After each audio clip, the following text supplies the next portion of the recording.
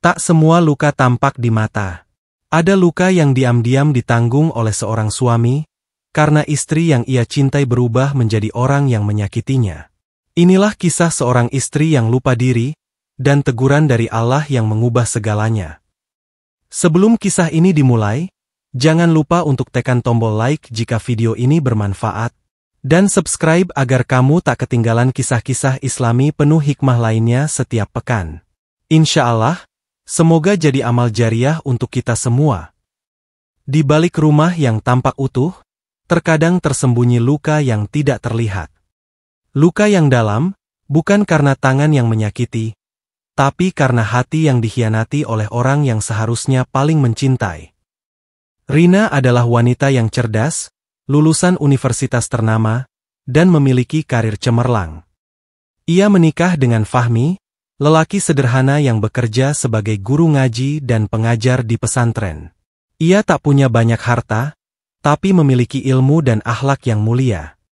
Awal pernikahan mereka sangat indah. Rina merasa nyaman dengan kesederhanaan Fahmi. Ia merasa damai ketika mendengar lantunan Al-Quran dari bibir suaminya, atau ketika dibimbing lembut dalam ibadah. Namun, kebahagiaan itu mulai memudar ketika Rina mulai merasa lebih dari suaminya. Aku kerja banting tulang, gajiku 2 kali lipat dari kamu. Tapi kenapa aku harus patuh sama kamu? Begitulah bentakan Rina saat mereka bertengkar suatu malam. Ia mulai sering meremehkan Fahmi. Ucapan-ucapan tajam dan sinis keluar dari mulutnya setiap hari. Fahmi bukan tidak merasa sakit, tapi ia memilih diam. Dalam diamnya, ia mengadukan semua pada Allah di sepertiga malam.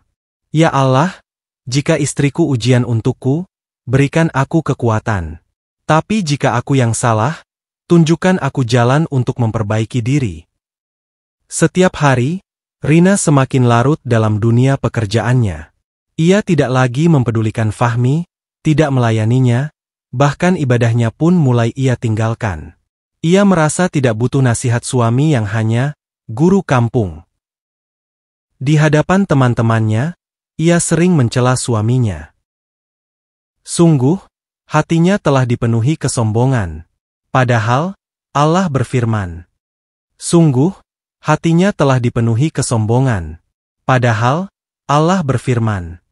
Sesungguhnya Allah tidak menyukai orang-orang yang sombong dan membanggakan diri. Sampai suatu hari, Rina ditugaskan ke luar kota. Dalam perjalanan pulang, mobil yang ia kendarai tergelincir saat hujan deras. Mobil itu terguling dan nyaris jatuh ke jurang. Untungnya, ia selamat. Tapi di rumah sakit, dalam keadaan terguncang, ia mendengar suara wanita tua membaca ayat ini. Janganlah kamu menganiaya, berbuat zalim, karena sesungguhnya Allah tidak menyukai orang-orang yang zalim.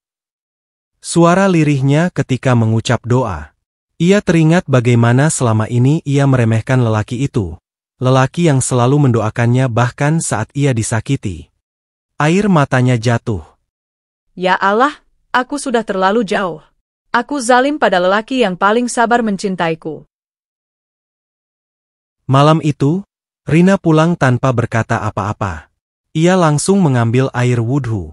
Untuk pertama kalinya dalam bertahun-tahun, ia sholat tahajud. Tangisnya pecah dalam sujud yang panjang. Ya Allah, ampuni aku. Aku telah melalaikan ibadah, menyakiti suamiku, dan meremehkan karunia-Mu. Jika aku masih Kau beri kesempatan, bimbing aku untuk memperbaiki semuanya. Pagi hari, Rina menemui Fahmi yang sedang menyapu halaman. Ia menatap wajah lembut itu dengan mata berkaca. Abang, aku tahu aku istri yang buruk. Aku telah zalim, sombong, dan angkuh. Tapi aku ingin berubah jika abang masih mau bersamaku. Fahmi menatap Rina. Tak ada kata-kata yang keluar. Ia hanya memeluk istrinya hangat, erat, penuh maaf. Kalau Allah bisa memaafkan hambanya, bagaimana mungkin aku tidak bisa memaafkan istriku sendiri? Sejak hari itu, Rina berubah. Ia berhenti dari pekerjaannya dan mulai belajar agama. Ia menemani Fahmi mengajar anak-anak di pesantren, memasak untuk para santri, dan melayani suaminya dengan hati yang bersih. Kini, rumah mereka tak megah. Tapi setiap malam terdengar suara Quran mengalun. Tak ada lagi bentakan. Tak ada lagi air mata luka. Yang ada hanya cinta yang tumbuh karena Allah. Bukan banyaknya harta yang membuat rumah tangga bahagia.